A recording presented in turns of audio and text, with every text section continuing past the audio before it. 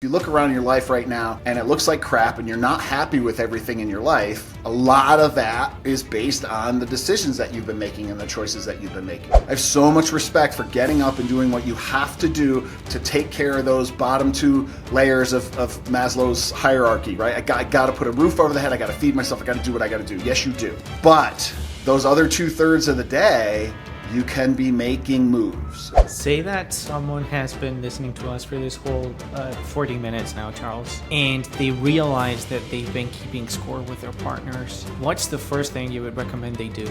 Best way to achieve status in a group is to espouse the standards, the expectations, and the values of that group. So when you become a part of a group, if they're a bunch of douchebags, you become a super douchebag so that you can get more status in that group. Finish this sentence. Relationships thrive when we stop. Yeah, so it is kind of neat. I was just mentioning to you, we were talking in group last night on a bunch of guys, and I can't remember exactly how we get around to it. You know how conversations are like that. But somebody asked, like, well, because I always preach, like, make decisions, ask good questions, make good decisions, and your life will reflect that. It'll reflect it right back to you. So if you look around your life right now and it looks like crap and you're not happy with everything in your life, a lot of that is based on the decisions that you've been making and the choices that you've been making. I'm not to say that we aren't victims of things that happen to us, absolutely. But generally speaking, we have a lot more say than we want to admit on what happens to us and what happens in our lives. So I was telling these guys, like, I was trying to give them a little bit of encouragement. I'm like, when I started this journey several years ago, if you had asked me, like, how much of your day is in alignment with your values and with your needs, like, basically how much of your day is good and is great, to be honest with you, 2 or 3% of my day at that time was good or great, which means 2 or 3% of my week, 2 or 3% of my month, 2 or 3% of my year was what I would consider in alignment with my values, great, exciting, energetic. When Fast was forward, this? This was, 6-7 years ago, Fast forward to now, I'm pushing 95%. And that sounds ridiculous, right? But the conversation is really about, well, how did you get there? It's me, right? I'm doing this like Oprah crap where I just wake up and say, I'm happy, I'm happy, I'm happy, I'm happy. No, that's not it at all. It's very rational and it's very real. When I look at my life, it's the absence of violations. Knowing who I am, knowing who my values are, what my needs are, I make choices. I have been making choices for the past several years that are more in alignment with that identity. And so my reality reflects that. And when something is a violation to who I am as a person, I work at it. Sometimes I can make that decision immediately and say, yep, not doing that anymore. Some of it takes several months to kind of phase it out. But ultimately, over time, man, that's how you get there. That's how you get there. And I can imagine how, getting rid of those violations sometimes takes time, right? Because some of them might actually take up hours of your days, and until you realize that you don't want to spend your time doing those things, it takes some time to adjust and getting rid of them from your schedule, I guess. Yeah, the most obvious example is your job, your career, what you do for money every day. That's a third of your life at a minimum. It's a third of your life. And if you listen, I'm not, again, I'm not an idiot, right? I'm a realist. We have to pay our bills. And sometimes we don't get to pick, like, this is the only job that's available to me. Dude, I have so much respect for that.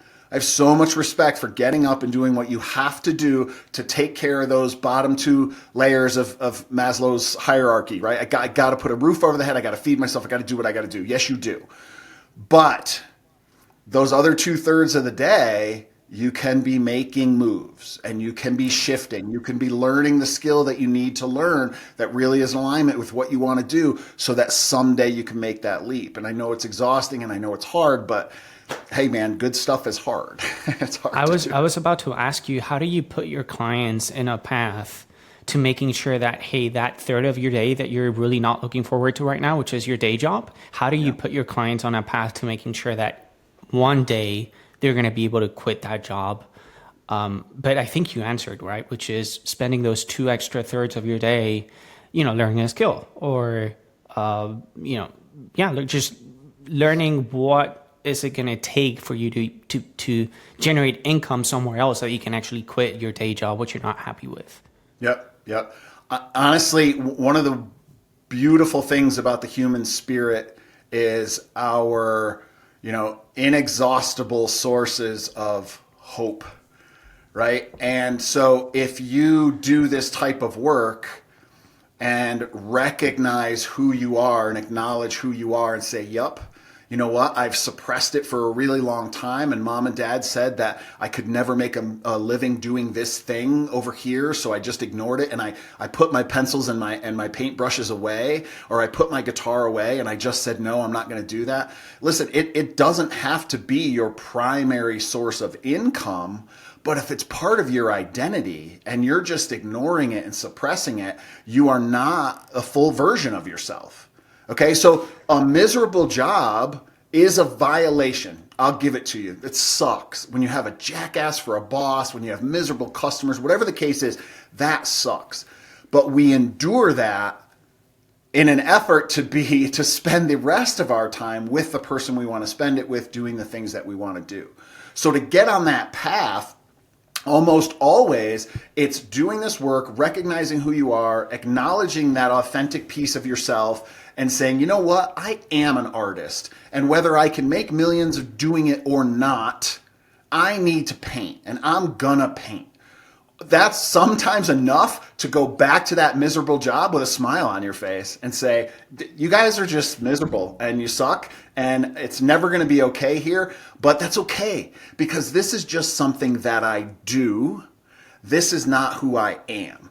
Who I am is an artist, a music, a teacher, a coach, a mentor, whatever it is, a builder.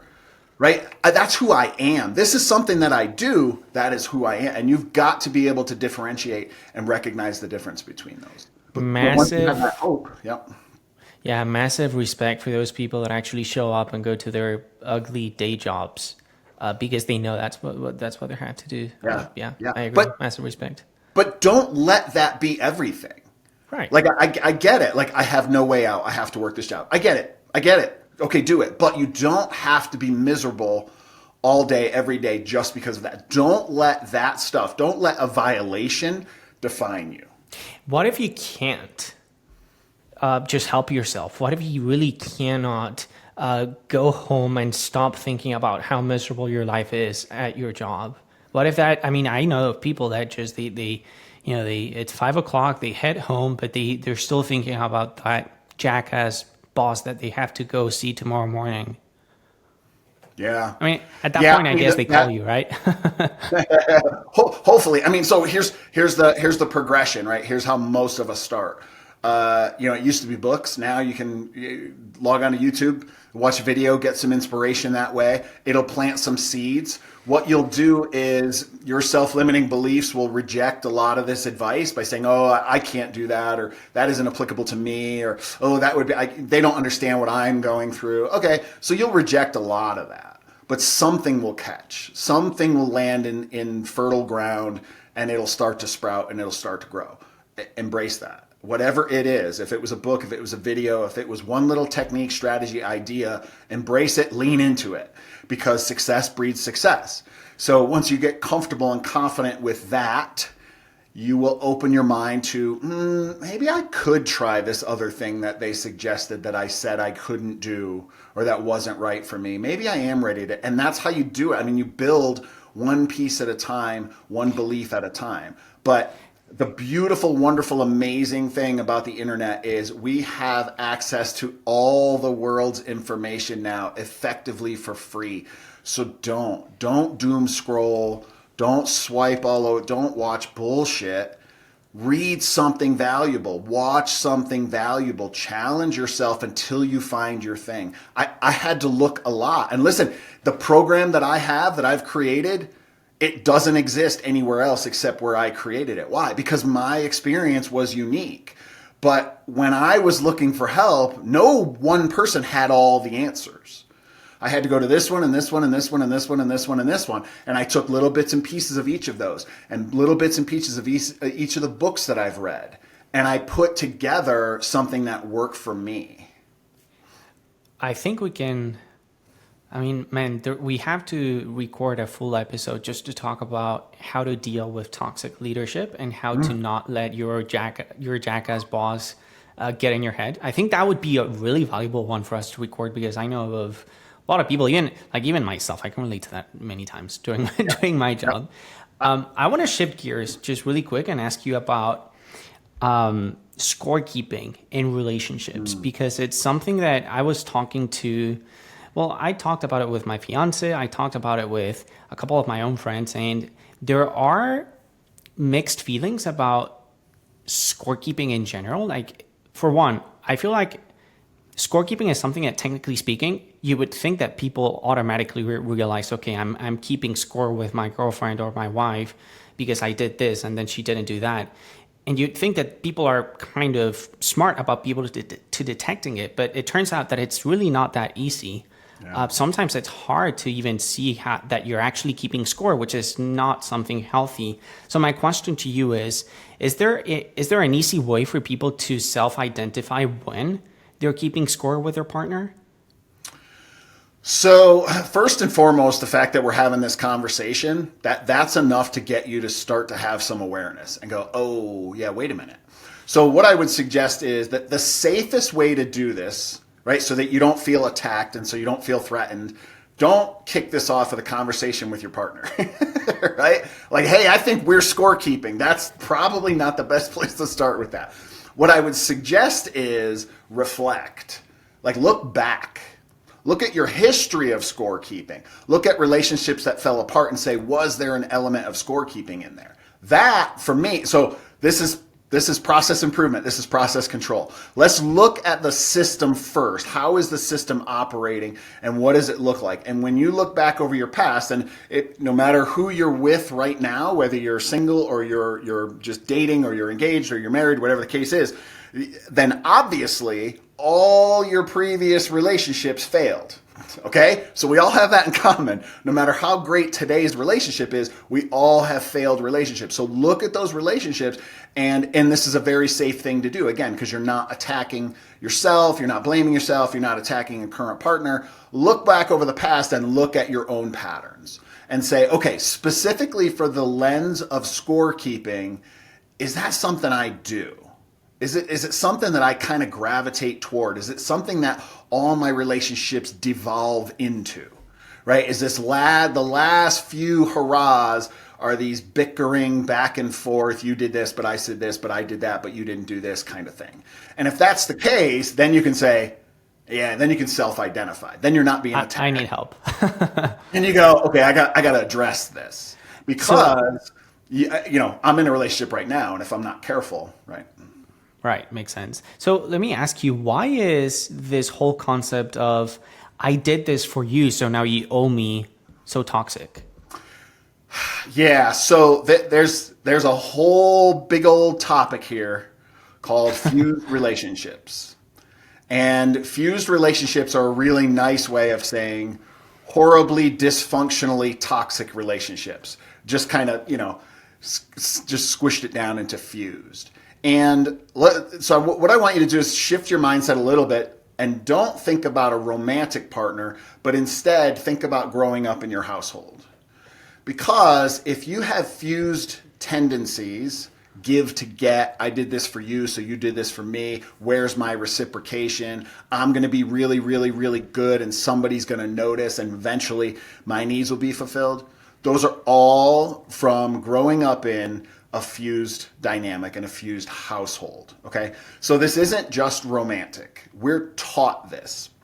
And there's some telltale signs of a fused relationship, but one of the most important is that everyone who's involved in that fused dynamic, right? And again, think family. So, this could be anywhere from 2 to 20 people, right? everyone in that dynamic is subservient to the neediest and the most toxic person, which unfortunately Freud is loving it. Unfortunately, it's typically the mom. It's typically the matriarch who is the neediest.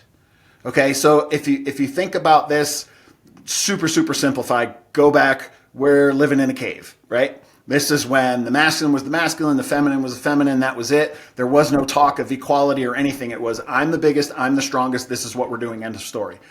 So women's emotional needs evolve differently than a man's in that context.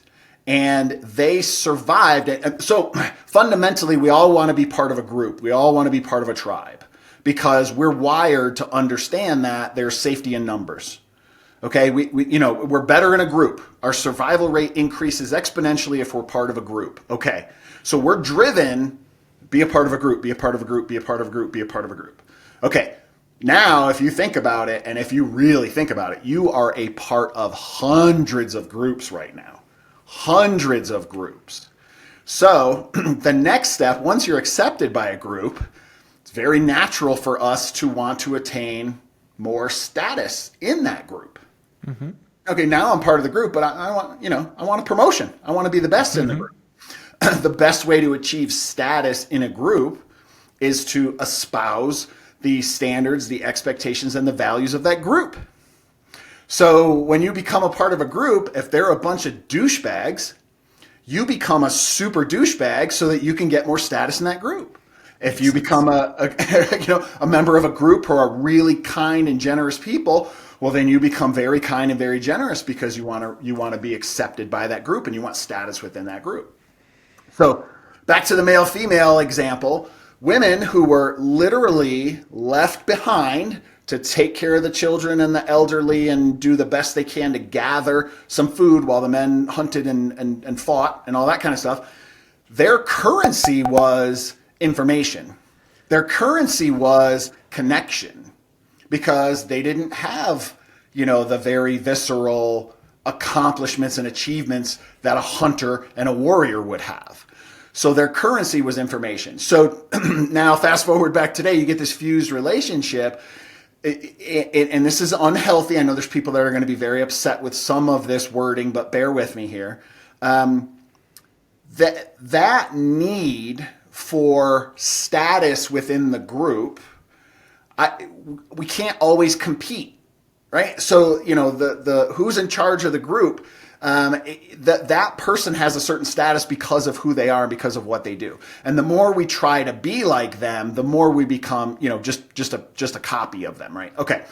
So in this toxic setup, you set up this information, this fused connection between this family group, and neediness is the currency.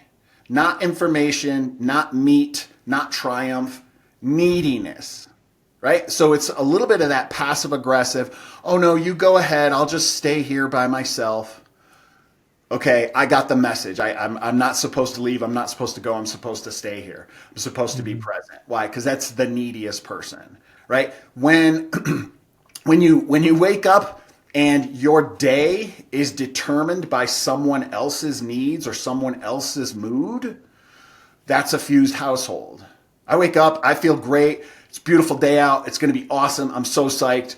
Oh no, that person has decided that it's the end of the world, everything sucks. So everyone in the family unit has to follow suit, and it becomes this fused household. Is there a way out of that? Oh yeah, there's a lot of ways out of it. It's Any not comfortable. Okay, I was gonna say any good ones with a positive outcome.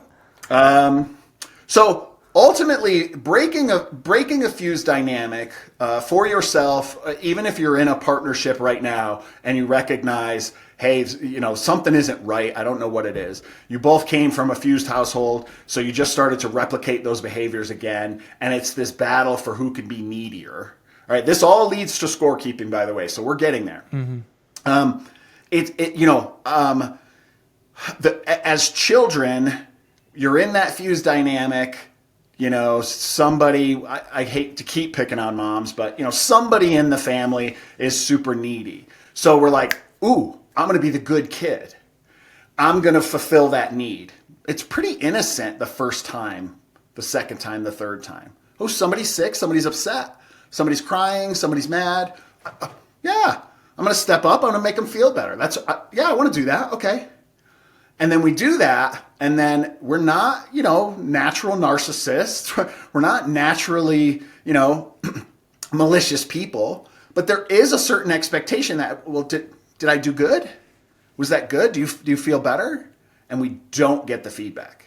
We don't get the feedback. That's the difference. In a fused household, that praise and that feedback is withheld because it's currency.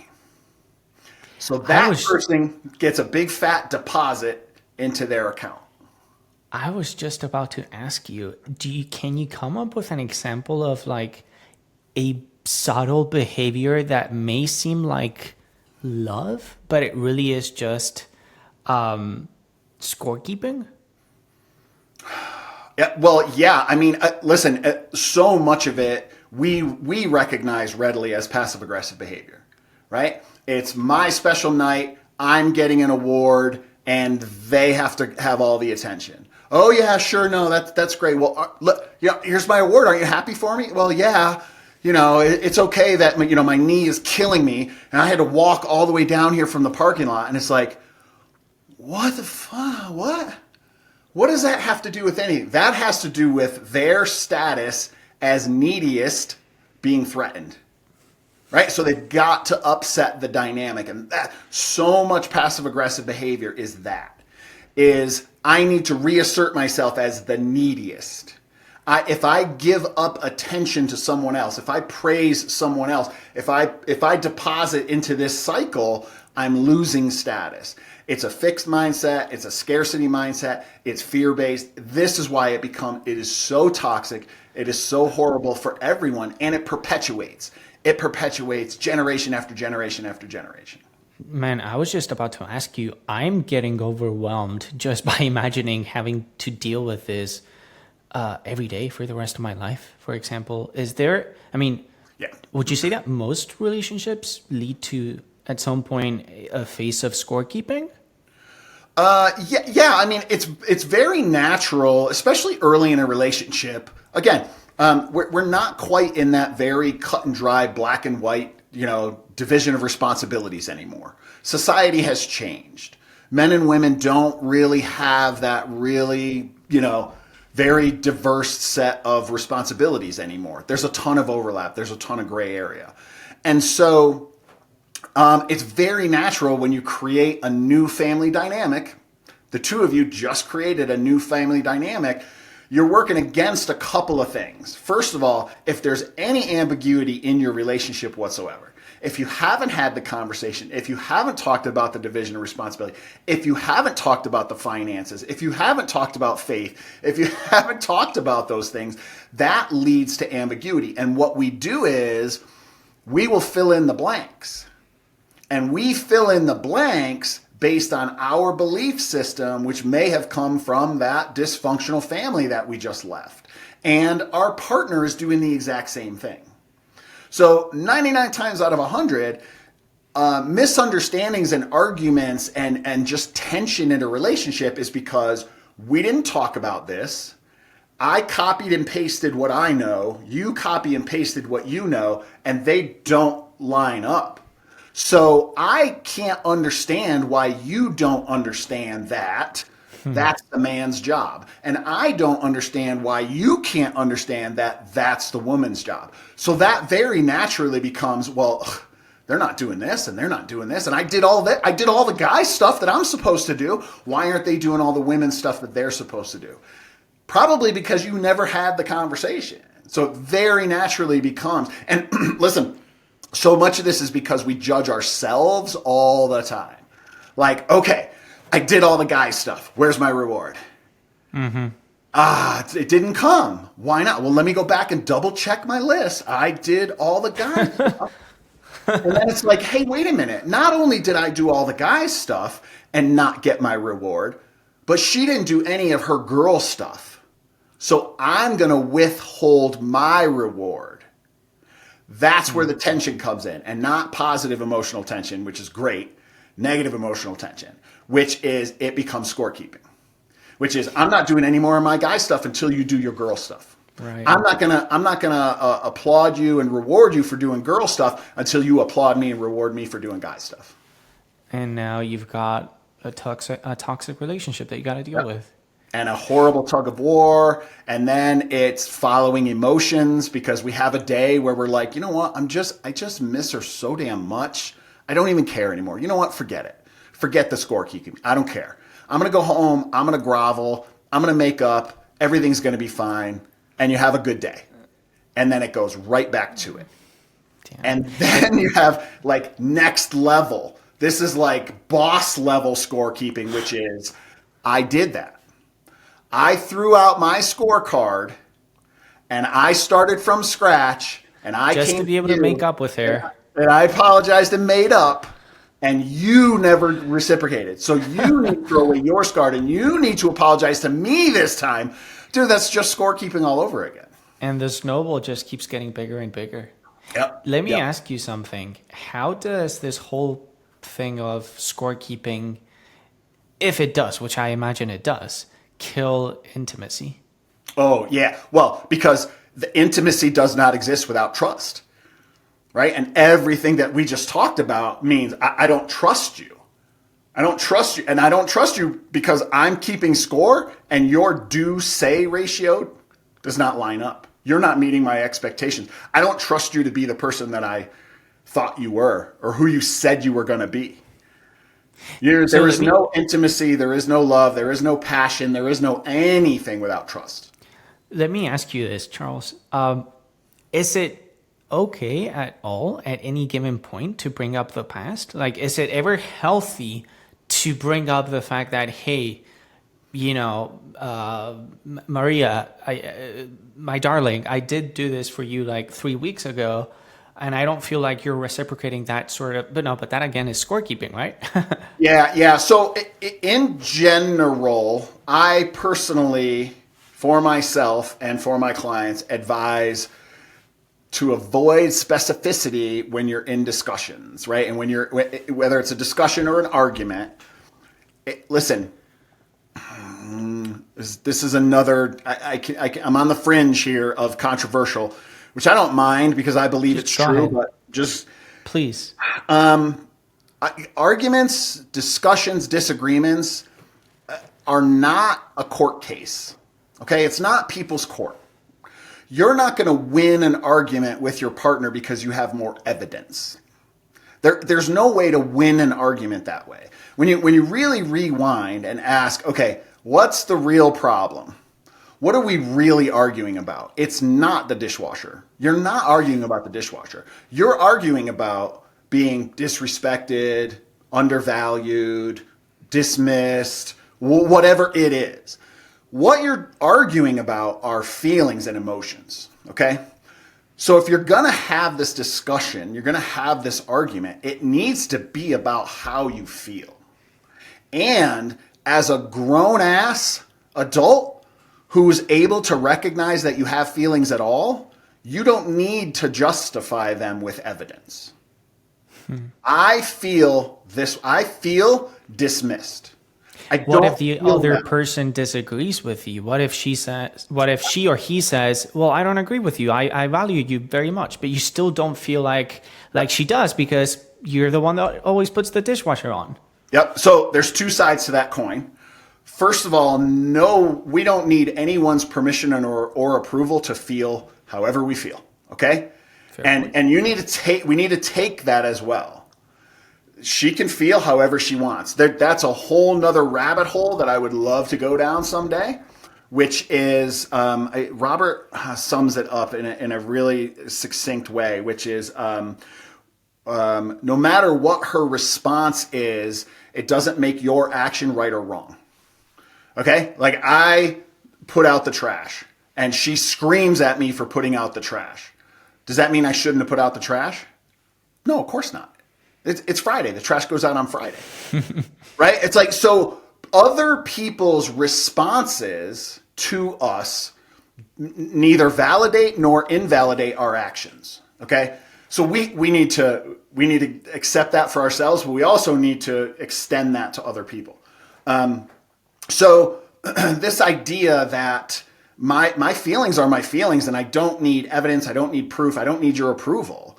I don't agree with you. I do that. Listen, I understand that you think you demonstrated enough behavior that I should feel appreciated and valued, but I'm telling you, I don't feel appreciated or valued.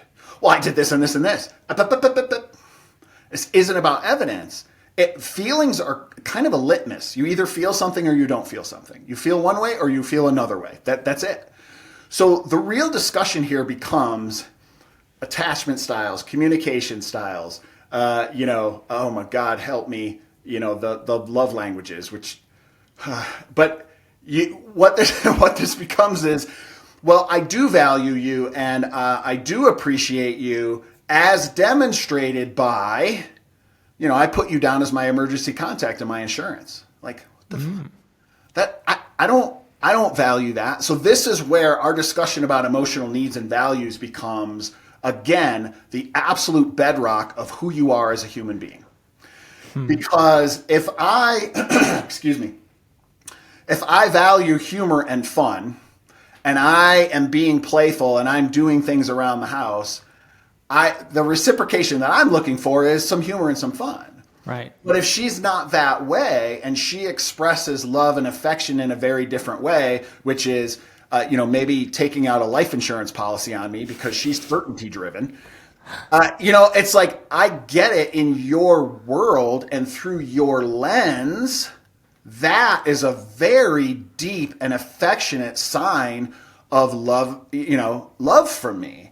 But there's a mismatch. I need what I need. And so this becomes a very tricky conversation because is the expectation that we should change the way that we express ourselves so that it's received by our partner, or should our partner just learn to accept what we have to give? Whew. That's a tough one. And there's a couple ways to peel that orange as well. Let me ask you, how do we, if we even can, stop keeping score if our partner clearly is? Yeah. So listen, this comes down. So scorekeeping happens when we feel that there's an injustice, when we feel that there's a mismatch. Okay. And I kind of gave a little bit of a hint a little earlier. That type of scorekeeping and toxicity and scarcity and fear is from that place of scarcity and fear, which means you don't know what you bring to the relationship. You don't believe in yourself. You don't have the confidence. You don't have the presence. You don't have the identity to say, this is what I bring to the relationship and it is enough. It is actually awesome for the right person. Okay. So we start scorekeeping when we think that what we bring isn't enough. I'm here every day. I do these things. I'm really great at this stuff. This is my absolute zone of excellence. Like, this is oh my God, this is the best of me. But what if it's not enough? You know what? Let me do this other thing too. Let me just right, when you build products all the time, and I'm sure you've seen millions of clients who are like, all right, here's my product. Let me add a book. And you know what? Let me add another free session. And let me add this thing. And why? You know exactly why. Because they're not confident in their core offering. So they start adding all these bells and whistles and all these add-ons to help justify their core thing. We do that in relationships. That's where that shit comes from. Man, that's exactly what we do in a relationship. You don't think there's such a thing as healthy accountability? Oh yeah, absolutely. Absolutely. Okay. There's again, I said one of the most important steps in any relationship is sit down and have those conversations, right? And it doesn't have to be a legal proceeding. You don't have to have a notebook, but you need to talk about who's doing what and why. And even before you get to that task level, rewind all the way back. if you're lucky enough to just be meeting someone or just early enough in your relationship, who are you? Well, who are they? Like, what are your values? What are your needs? How do they, and you have to be really, really critical about this. In their natural state, do they fulfill my needs? Right? I ended a relationship because her need for significance was off the charts. Off the charts. She needed significance, and she needed it in very specific ways. One of which was like public acknowledgement, which, read between the lines, social media. There was an expectation that I was going to real time post our entire relationship and our entire day. She needed that reassurance and that significance. And it was like, I'm not doing that. I don't do that for myself, right? I'm constantly getting nudged and pushed and shoved by all my consultants and advisors to get my ass out there and promote myself more. So imagine how uncomfortable it would be for me to go, oh man, I got to post about us today. Like, oh, we had cereal for breakfast. Like, I don't know how to do this. It's very, very unnatural. Okay. Mm-hmm. I found ways to make her feel significant that was congruent and authentic to me. With who you are. With who I was, but I was never going to meet that piece. So when we talk, dating is testing. It's the whole purpose behind dating. Testing, trying to figure things out and make sure you're really being eyes wide open, critical about that kind of stuff. So, that's a part of that. In their natural state, I need growth and knowledge and contribution. In their natural state, for me, in her natural state, is there an opportunity for me to contribute to her life? Because if she's like, no, you don't mess with me. You don't mess with my career. You don't mess with, I'll get my car serviced. Like, I'll get the wiper blades replaced and I'll get landscapers to do all, like, no, I don't want your help. I'm never going to feel like I'm actually in a relationship with that person because I'm never going to find opportunities to be able to contribute to their life. And I have to contribute. In a way, it's my love language, right? That's what I want to do. And I want to grow and growth and knowledge, right? And so let's go places, let's learn things. I want to do more stuff. I want to grow, right? So if there's a mismatch there, one of us is going to be continually out of sync or suppressed with who we really are to try to appease the other. Say that someone has been listening to us for this whole 40 minutes now, Charles, and they realize that they've been keeping score with their partners. What's the first thing you would recommend they do? So listen, it's what we just talked about, which is why do we score keep? We score keep because we don't think that we're enough without it. We don't think we're enough without all the add-ons. And so what we do is we show up as our core self and then we do an add-on and we go, was that enough? No. Okay, let me add another one. Was that enough? I'm still not getting the feedback that I want. Another one? So the problem here isn't really the scorekeeping. Scorekeeping is a symptom of not believing that we're worthy of love. So you got to work on yourself. You got to know and really love and really appreciate what you bring to the world. Yourself. Yeah. So just to wrap it up, finish this sentence. Relationships thrive when we stop.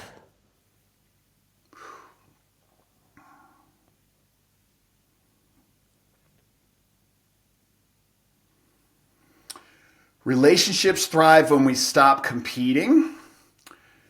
Absolutely. I mean, that's a big part of my experience right there. And so much of that competition was a mismatch of one person's needs and another, or too direct of a match. I had a relationship where we were both contributors and it was competition all the time. Who could contribute more? So I think that competition definitely ruins more relationships than people give it credit. Wow. Well, I think this was super helpful, man. It sure as hell made me think. I'm sure people watching it as well have been have had a little bit of time to just think about, how their own behaviors and how they're treating their partners and stuff like that. So appreciate your time, man. Thank you so much. My pleasure, always.